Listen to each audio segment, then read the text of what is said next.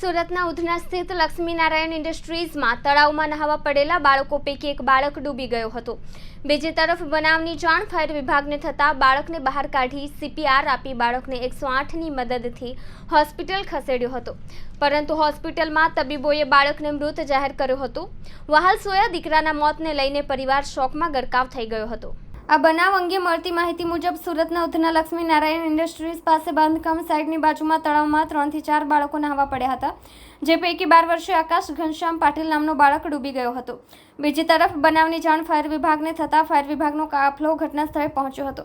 Fire વિભાગની team બાળકને બહાર કાઢી CPR એમ્બ્યુલન્સની મદદથી સારવાર અર્થે સિવિલ હોસ્પિટલ ખસેડ્યો હતો, પરંતુ હોસ્પિટલમાં તબીબોએ બાળકને મૃત જાહેર કર્યો હતો।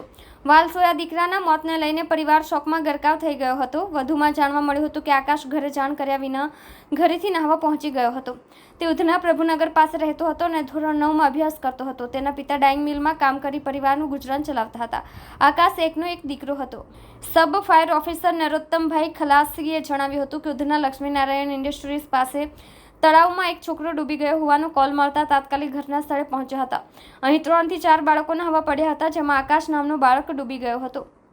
બાળકને બહાર કાઢી પ્રાથમિક સારવારમાં CPR અને મોઢાથી શ્વાસ આપવાની કોશિશ કરી હતી અને બાદમાં એમ્બ્યુલન્સ આવતા એમ્બ્યુલન્સમાં બાળકને હોસ્પિટલમાં ખસેડ્યો હતો। હું સબ ઓફિસર નરોત્તમ કે ખલાસી બેસ્તાન ફાયર સ્ટેશન। શું ઘટના બની હતી અને કેવી રીતે કામગીરી કરી? લક્ષ્મીનારાયણ ઇન્ડસ્ટ્રી તળાવમાં એક છોકરો ડૂબી ગયો હતો। અમને કોલ મળતા ફાયર કંટ્રોલ તરફથી કોલ મળતા તરત જ ઘટના સ્થળે આવી ને 3 થી 4 બાળકો નહાવા પડેલા હતા। એમાંથી એક બાળક ડૂબી ગયો હતો। એ બાળકનું નામ આકાશ હતું। એમને અમે તરત જ શોધખોળ કરીને બહાર કાઢ્યા પછી અમારે તરફથી પ્રાથમિક સારવારમાં અમે CPR અને મોઢાથી શ્વાસ આપવાની કોશિશ કરી હતી।